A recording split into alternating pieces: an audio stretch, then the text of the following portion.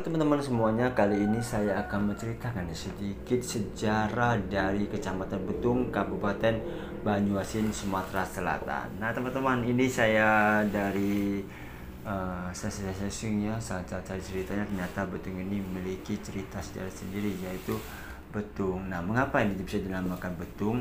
Ternyata menurut orang-orang tua dulu, adanya masyarakat rimba asam tempo dulu sekitar abad 17 Masehi ya, seorang perantau dari kota Demak, Jawa Tengah merantau ke Serang, Banten, Jawa Barat, kemudian menyerang ke Sumatera atau Lampung, kemudian menuju ke Palembang dan menetap di Marga Asam. Adapun perantau tersebut dikenal dengan nama Puyang Tulis dan isinya Puyang Batik, yang sekarang disebut Puyang Betung atau Muyang Betung, yang makamnya beserta keluarganya berada di Kelurahan Rimba Asam, yaitu sekitar lebih kurang 500 meter dari Pasar Pagi Betung ke arah utara. Beliau seorang muslim, salah satu muridnya berasal dari murid Wali Sembilan, Wali Songo di Pulau Jawa ya, yang mengembangkan agama Islam, yang turut andil menumpas penjajahan Belanda sampai tahun 1945.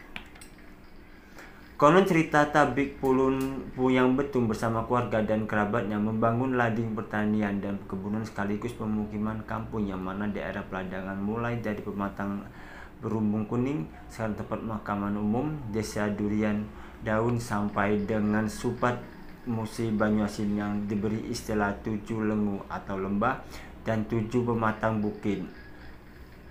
Beliau mempunyai saudara di antara Puyang Remuning atau Remayu merantau ke Marga Sungsang.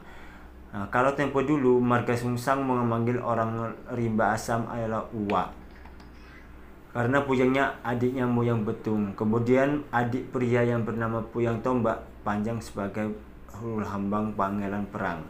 Makamnya di sekitar makam Muyang Betung, dan saudara perempuannya yaitu Puyang Gemu gelarnya. Makamnya juga sekitar makam Puyang Betung. Ada lagi adik perempuannya bungsu yang bernama Putri Rambut Berbuah Emas, yaitu istilah julukannya ya. Konon cerita putri ini menikah dengan Kubu Lebar Telapak, kemudian merantau ke Lahat Marga Alam sampai sekarang belum temukan makamnya.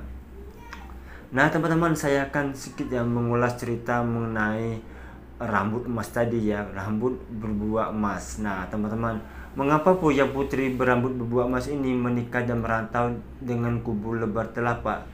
Sedikit kami tuliskan ceritanya.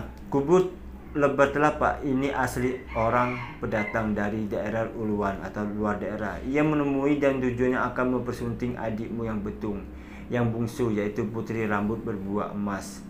Sesuai dengan aturan dan tata caranya, Muyang Betung mengizinkan Kubu Lebar Telapak menikah dengan adiknya jika Kubu Lebar Telapak bisa mengalahkan dalam adu tanding. Bila Kubu Lebar Telapak kalah, maka menjadi pacar atau budak kepada Muyang Betung seumur hidup, dan mereka beradu tanding selama 3 tahun lamanya, karena mereka mempunyai ilmu kanuragan tinggi dan dari pematang bukit ujung Tanjung Pangkalan Muyang Betung. Selama proses adu tanding ini, dasarnya ini tidak ada yang terkalahkan, sama-sama hebat. Pada saat ini ya, mereka itu mengadakan sayembara itu untuk membuat suatu jembatan yang panjang yang bisa menyeberang sana tanpa ambruk ya. Nah jadi teman-teman, tadi musuhnya Muyang dan di Betungnya membuat jembatan, namun dilewati Muyang Betung itu ambruk. Dan namun ketika Muyang Betung membuat jembatan itu, ternyata jembatannya itu tidak ambruk. Wow, hebat sekali ya. Nah jadi teman-teman, tak lama selang kemudian adik kandung Muyang Betung ini, Rambut Berbuah Emas, diam-diam jatuh cinta kepada Kubu Lebar Telapak ya, walaupun tadi Kubu Lebar Telapak kalah ya, dan akhirnya Kubu Lebar Telapak dan Putri Berbuah Emas tadi dinikahkan oleh Muyang Betung. Setelah dinikahkan, mereka menjadi suami istri dan mereka mengembara ke Lahat dan Bagalam. Nah teman-teman, itulah sedikit mengenai cerita dari Kecamatan Betung, Kabupaten Banyuasin, Provinsi Sumatera Selatan. Nah teman-teman, banyak sekali ya mengenai cerita betung ini, mengapa bisa jolokan betung, mengapa adanya atau orang itu betung itu dari bambu atau yang lainnya. Alam ini adalah hal-hal yang saya cari dan cerita ini. Jika ada salah saya mohon maaf.